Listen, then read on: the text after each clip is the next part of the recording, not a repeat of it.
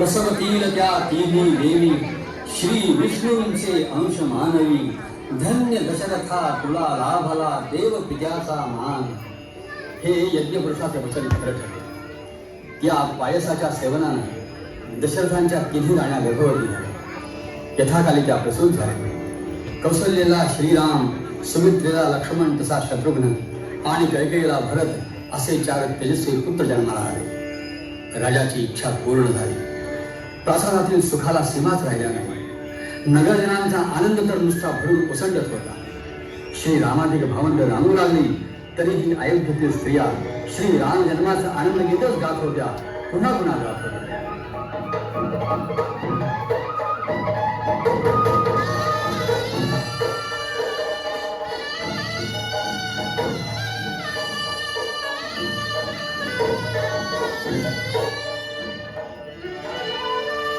चैत्र मास त्यात शुद्ध नवमी तिथी. गंधयुक्त तरी वात उष्ण हे किती. 2 प्रहरी कागशिदी सूर्य थांबला.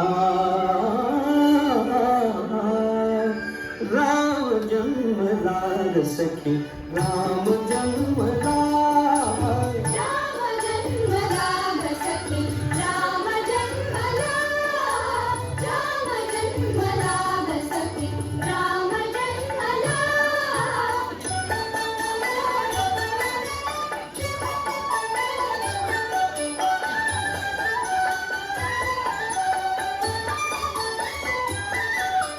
कौसल्याराणी हळू उघडी मोठणे. तिथून जाय माझ स्वतः पुत्र दर्शने. ओघळे आसु सुखे कंठ दाटला. ओघळे आसु सुखे कंठ दाटला. राम जन्मला सखी राम जन्मला. राम जन्मला सखी राम जन्मला.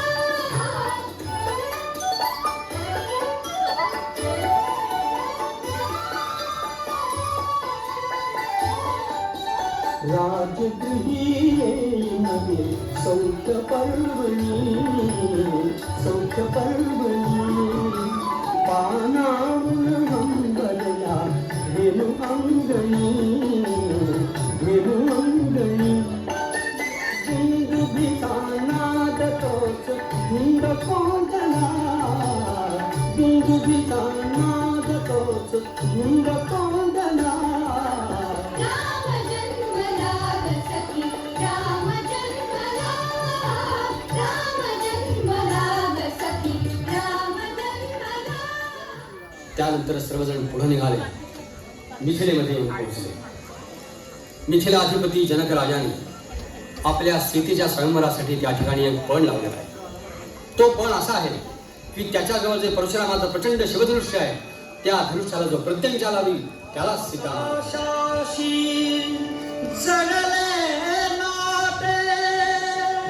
धरणी मातेचे स्वयंवर झाले सीतेचे. स्वयंवर झाले सीतेचे. स्वयंवर झाले सीतेचे. स्वयंवर झाले सीतेचे. स्वयंवर झाले सीतेचे.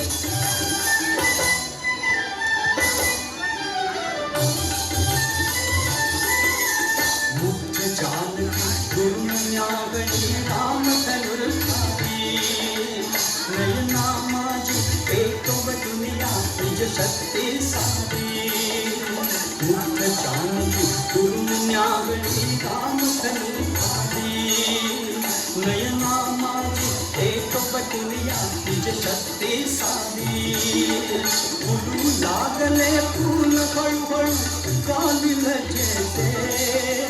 फुलू लागले फूल हळूहळू कालिल जेते. स्वयंवर झाले सीतेचे. स्वयंवर झाले सीतेचे. स्वयंवर झाले सीतेचे. स्वयंवर झाले सीतेचे.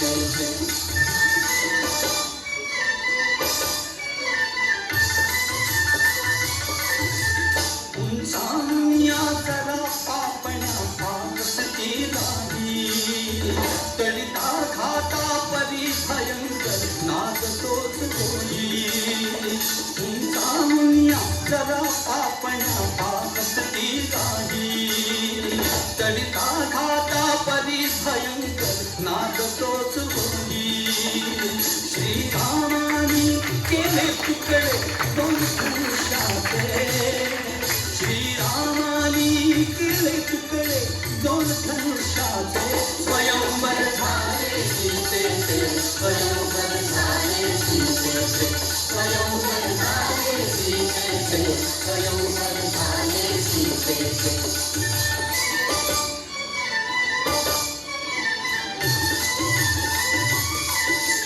चुकले थोडे राम जानकी खाली बरमारा गगना माझी देवकराच्या करती करताना चुकले थोडे राम जानकी खाली बरमारा गगना माझी देवकराच्या करती करताना त्यांच्या कानी गजर पोचले मंगल मानाचे त्यांच्या कानी गजर पोचले मंगल मानाचे स्वयंवर झाले सीतेचे स्वयंवर झाले सीतेचे स्वयंवर झाले सीतेचे स्वयंवर झाले सीतेचे श्री रामचंद्र अयोध्यामध्ये होणार या वार्तेने सगळीकडे आनंद पसरला प्रजाजन आनंदोत्सवात मग्न होऊन गेले परंतु नेमक्या ह्याच वेळेला मंथरा नावाच्या एका दुष्ट छोट्या दासीच्या मनामध्ये काही भयानक विचार आले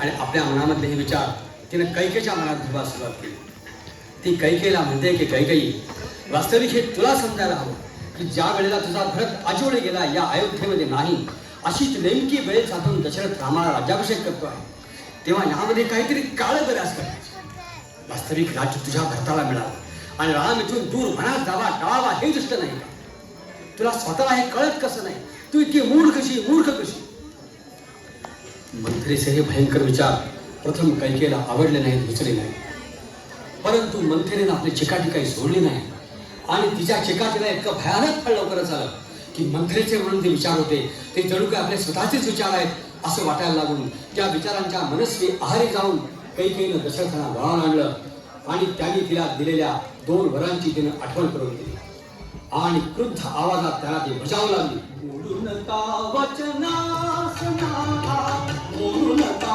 वचनास मोडू नका वचनास नाथा मोडू नका वचनास भरताला त्या सिंहासन रामासी बनवास मोडू नका कठोर रटावणीने राजा दशरथाच्या मस्तकावर पुन्हा उजाड घातले त्याची अवस्था अत्यंत करुण झाली केवलवाणी झाली त्यांना विनवून पाहिलं आजवून पाहिलं सांगितलं की कैकेयी केवळ एक गोष्ट मागू नकोस माझ्या रामाला माझ्यापासून फिरावून देऊ नकोस त्या माझ्या कोवळ्या लाडक्या बाळाला हे दुःख सहन करायला लावू नकोस या व्यतिरिक्त तू जे जे मागशील ते मी तुला द्यायला सिद्ध आहे राज्य खुशाल हवे असेल तर माझे प्राण घे तेही मी तुला द्यायला तयार आहे परंतु कैकेयीने आपला हिता काही सोडला नाही आणि दशरथांच्या मस्तकावरून आकाश कोसळल्यासारखे ते खाली बसले आहे अशा वेळेला कैकेयीने रामाला बोलावणं पाठवलं यव राज्याभिषेकासाठी सिद्ध असलेल्या श्री रामाला घेऊन सुगंध कैकेयीच्या मंदिरात आला राजा दशरथ म्लान वदन आणि अबोल अवस्थेमध्ये खाली मान घालून बसलेला पाहून श्रीरामाला आश्चर्याचा धक्का बसला त्यांनी डोळ्यांनीच कैकेयीला त्याचं कारण विचारलं तिनं सर्व प्रकार निवेदन केला आणि अंतिम म्हणाली की तुला प्रत्यक्ष सांगण्याचा त्यांना धीर होत नाही परंतु राज्य भरताला मिळावं आणि तू 14 वर्ष वनवासाला जावं अशी त्यांची इच्छा आहे यावरही राजा काही बोलला नाही तेव्हा त्याचं मौन ही त्यांची संमती समजून राम आनंदाने मनात जायला तयार झाला तीक्ष्णाश्रम 75 सरोवर या भागात त्यांनी 10 वर्ष आनंदाने संचार केला नंतर सुतीक्ष्णाच्या आज्ञेवरून त्यांनी अगस्त्याश्रमाचा मार्ग धरला सुतीक्ष्ण आणि अगस्ती या महर्षणी राम लक्ष्मणांना दिव्यायुध अर्पण केली. 10 वर्षानंतर श्रीराम गोदावरी तटावर पंचवटीत आले. त्या मनोहर वनप्रदेशात त्यांची कोठी अत्यंत शोभून दिसू लागली. एकदा याच पर्णशाळेच्या ओट्यावर श्रीराम जानकी लक्ष्मणासह वार्ता विनोद करीत असताना एक अद्भुत स्त्री आश्रमाच्या अंगणात आली. अनुरक्तेसारखे अंगविक्षेप करीत धुंद डोळ्याने ती रामाला न्याहाळू लागली. हलके हलके मंडळ स्वर काढून ती रामांशी बोलू लागली. ती म्हणाली, कोण तू, कुठला राजकुमार? असं लाडी गोडीनं पुन्हा पुन्हा विचारित श्रीरामांशी लगट करणारा शूर्पणखेला. श्रीराम विनोदानं म्हणाले, मी विवाहित आहे, एकपत्नी व्रतधारी आहे. मला काही तुझ्या प्रेमात असते काय करता येणार नाही. मात्र माझा हा धाकटा भाऊ लक्ष्मण जो अद्याप अविवाहित आहे तो तुला वळतो का? शूर्पणखेनं आपला मोहरा लक्ष्मणाकडे वळवला. लक्ष्मण हसत हसत म्हणाला, माझी भार्या होणं म्हणजे दासाची दासी होणं. मी माझ्या वडील बंधूंच्या चरणांचा दास आहे. तू असं कर, श्रीरामांचीच कनिष्ठ भार्या हो. कदाचित तुझ्यासाठी ते आपल्या प्रथम पत्नीचा त्याग सुद्धा करतील. लक्ष्मणाच्या भाषणाचे विनोद न समजण्यामुळे ती मूर्ख राक्षसी खरोखरीच परत रामांच्या पाशी गेली आणि त्यांना म्हणाली, रामा, तू सर्वस्वी माझाच राहावा म्हणून तुझ्या समक्ष तुझ्या या स्त्रीला मी खाऊन टाक.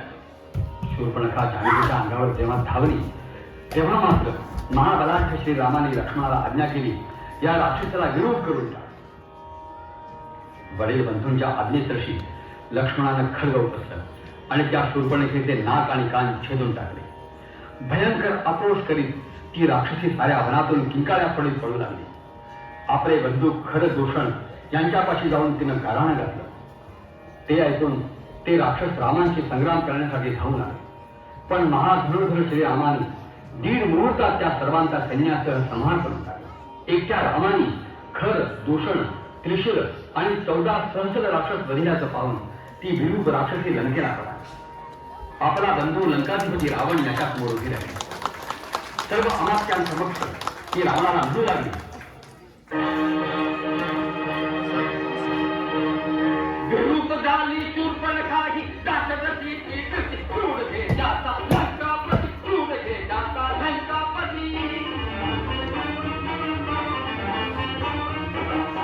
कसले करीती भाष रावणा, कसले जनपालन, श्रीरामाने पूर्ण जिंकले तुझे खंडकावन. सत्ता घातच नाही तरीही कर्तव्याची स्मृती, क्रूर घे जाता लंकापती, क्रूर घे जाता लंकापती.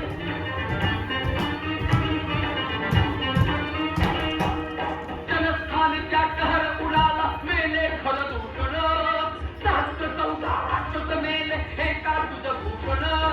देवा समतो तू मोठे ठरला, जनस्थानिचा यती, क्रूर घे जाता लंकापती, क्रूर घे जाता लंकापती.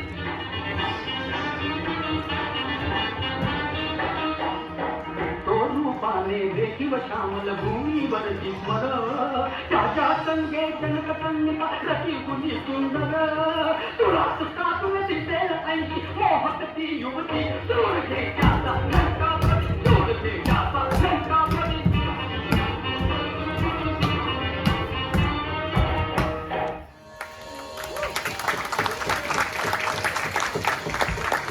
सीतेच्या हट्टासाठी श्रीराम धनुष्यबाण घेऊन त्या मृगाचा मागोवा घेत धावले. रामांचा बाण वळवी लागताच तो मायावी मारीच, हा सीते, हा लक्ष्मणा, धाव धाव असं मानवी वाणीनं ओरडला. तो साध श्रीरामांच्या साधासारखाच होता. त्यामुळं इकडे पर्णशाळेमध्ये सीतेच्या शरीराला कापरं घातलं. श्रीरामानाच काहीतरी अपघात झाला असावा ह्या कल्पनेनं तिने लक्ष्मणाला त्यांच्या डोळ्यात पाठवलं. आश्रमात ती एकटीच उरली. ती संधी साधून यतिवेश धारण केलेला रावण पुढे झाला आणि थोड्याच वेळात त्यानं आपला खरा हेतू प्रकट केला. तो तिच्याशी लगट करू लागला तेव्हा ती महापतिव्रता मैथिली त्याला कातर स्वराने बजावू लागली, याचका थांबू नको दारात, याचका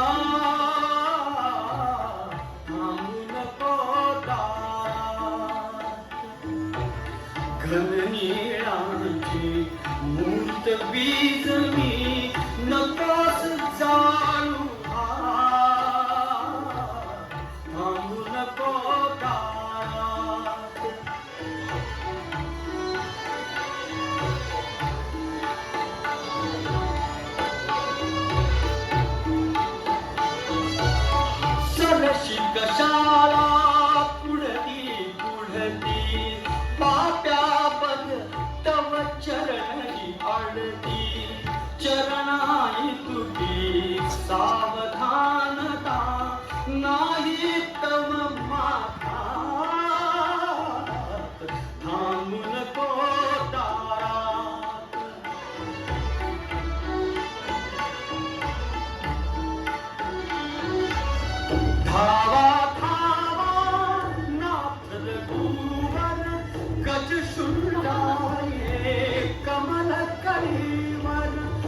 साल ऐका माझा शेवटचा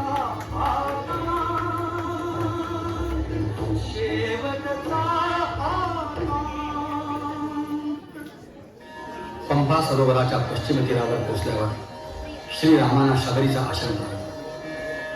ती महातपस्विनी शबरी अवर्णनीय उत्साहानं श्रीरामांना सामोरी आली आणि म्हणाली, धन्य मी शबरी श्रीरामा, लागली श्री चरणे आश्रमा, लागली श्री चरणे आश्रमा, लागली श्री चरणे आश्रमा.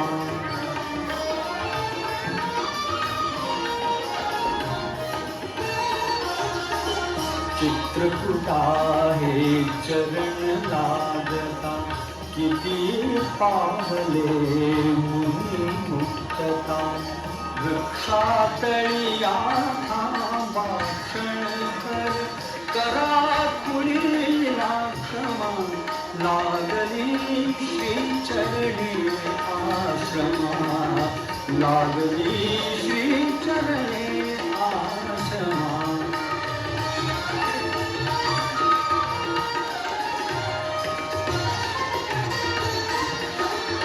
क्षते खगांची नव्हेत देवा, मीच चाखिला स्वये गोडवा, गोडते वही पुढे ठेविली, हसवानच दत्तिमा, लागली श्री चरणी आश्रमा, लागली श्री चरणी आश्रमा.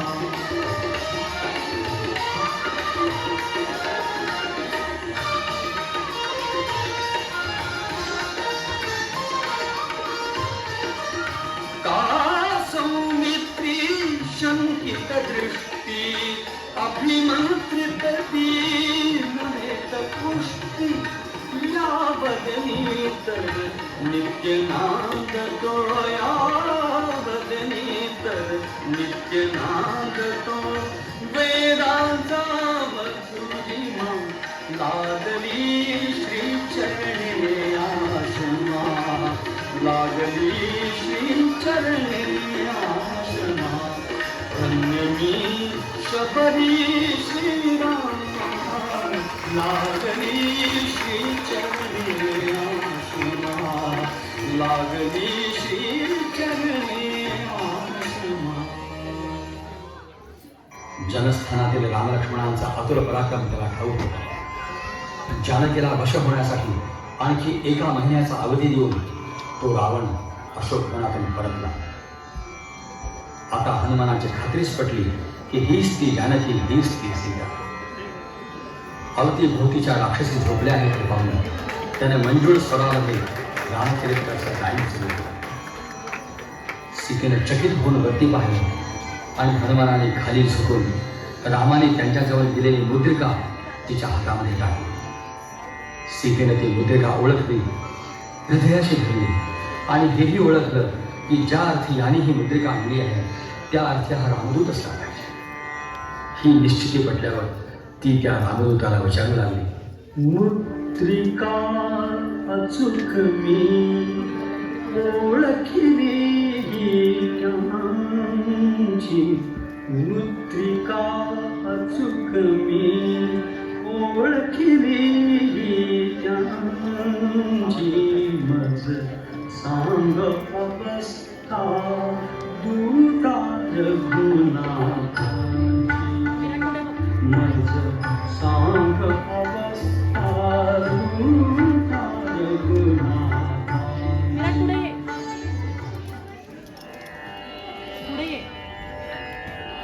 सर्व लंका पेटवल्यावर शांत चित्तानं हनुमंतानं आपलं पुच्छ सागर जलामध्ये विसू दिलं आणि त्यानंतर आकाश मार्गाने तो परत श्रीरामांच्या पाशी आला. सीतेने दिलेला मणी श्रीरामाने अचूक ओळखला आणि अत्यंत आनंदाने हनुमंताला गाढ आलिंगन दिलं. असंख्य वानरासह राम लक्ष्मण दक्षिणेला निघाले. श्रीरामाने नळाला आज्ञा दिली आणि नळाच्या अधिपत्याखाली असंख्य वानर सेतू बांधू लागले आणि सेतू बांधता बांधता उच्च रवाने गाऊ लागले. सेतू बांधा रे, सेतू बांधा रे, सेतू बांधा रे, सेतू बांधा रे, सेतू बांधा रे सागरे, सेतू बांधा रे सागरे, सेतू बांधा रे सागरे, सीतावर रामचंद्र की जय. सेतू बांधा रे, सेतू बांधा रे, सेतू बांधा रे सागरे, सेतू बांधा रे सागरे, सेतू बांधा रे सागरे, सीतावर रामचंद्र की जय.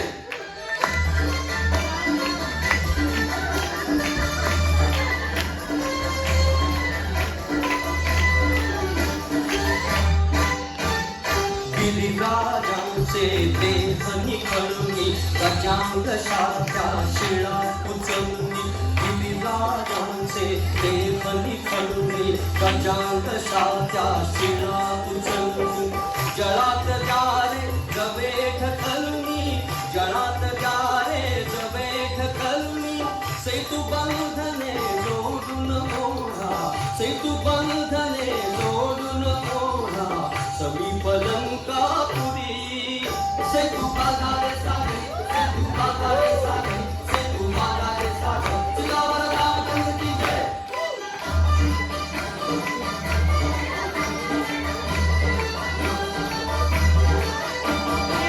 फेका झाडे फेका डोंगर, पृथ्वी खेळील काना सागर. फेका झाडे फेका डोंगर, पृथ्वी खेळील काना सागर.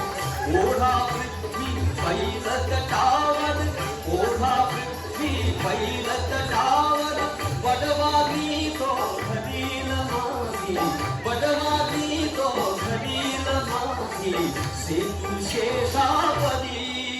सेतू बांधा रे सागरे, सेतू बांधा रे सागरे, सेतू बांधा रे सागरे, सीतावर रामचंद्र की जय.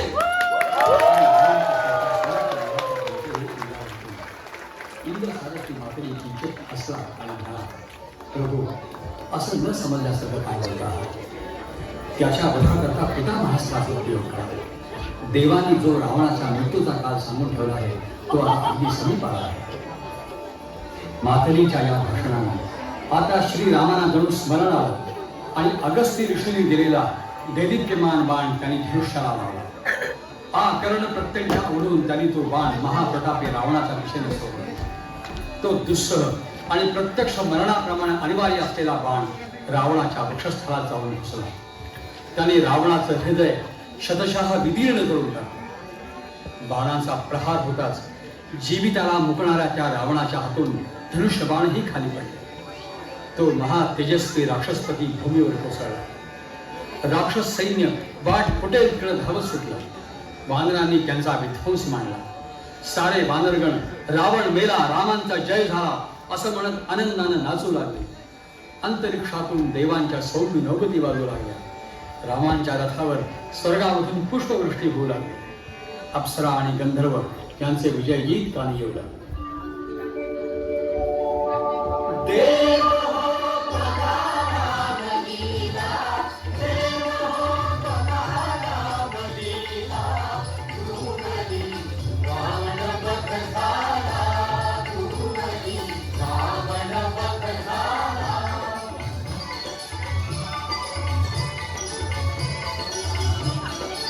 दाही दिशांची मुखे उजळली, कंपरहित ती अवनी झाली.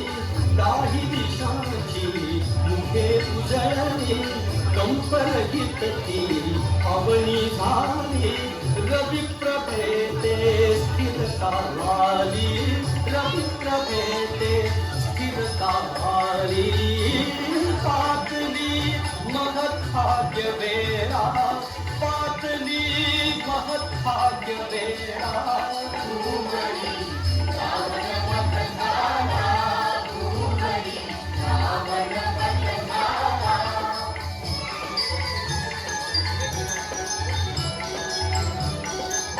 साधू साधू बचवती मुनीवर, छेडू लागले वाजे किन्नर. साधू साधू बचवती मुनीवर, छेडू लागले वाजे किन्नर प्रमोद कुसळे भूलोकावर प्रमोद कुसळे भूलोकावर ओ सुरांचा महादीपू मेला सुरांचा महादीपू मेला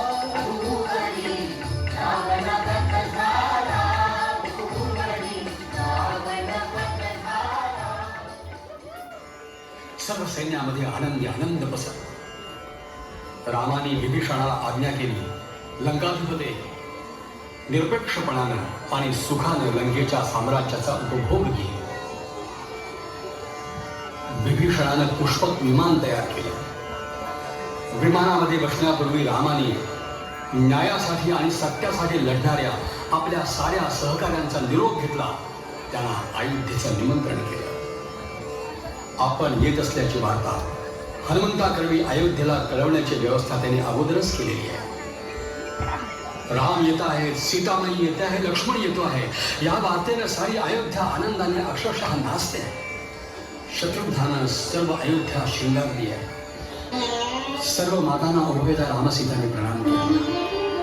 त्या भेटीचा आनंद केवळ अवर्णनीय होता. असंख्य नेत्र श्री रामांना ओवाळू लागले. असंख्य कंठी त्यांचा जय जयकार करू लागले.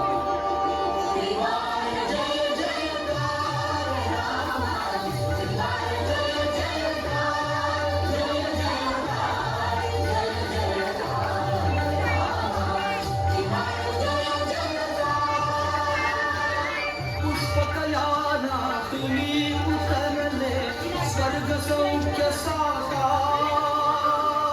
स्वर्ग सौख्य साकार